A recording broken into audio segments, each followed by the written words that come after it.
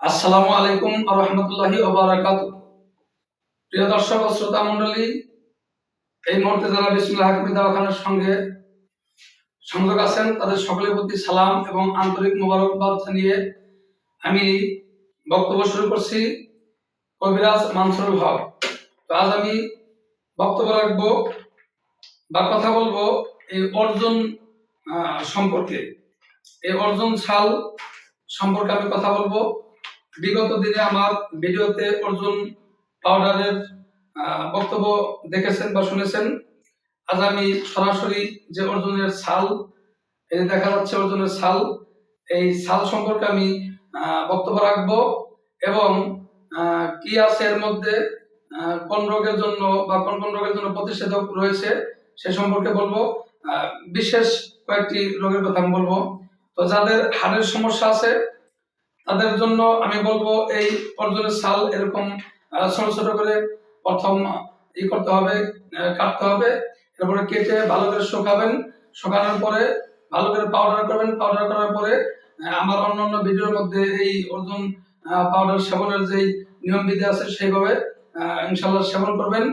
আর আজ আমি কথা বলবো সরাসরি যে এই অর্জুন ছাল কিভাবে খাওয়ার নিয়ম এবং কোন রোগের জন্য।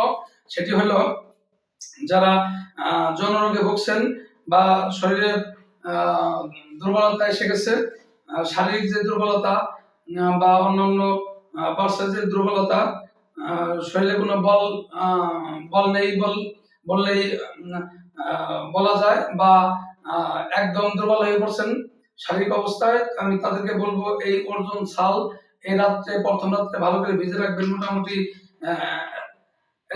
এই পরিমাণ খাল বা ছাল ভিজে রাখবেন হাফ লিটার পানির মধ্যে, অর্থাৎ 500 মিলি পানির মধ্যে ভিজে রাখবেন। এরপরে সকালে একদম খালি পেটে এই পানি সেবন করবেন।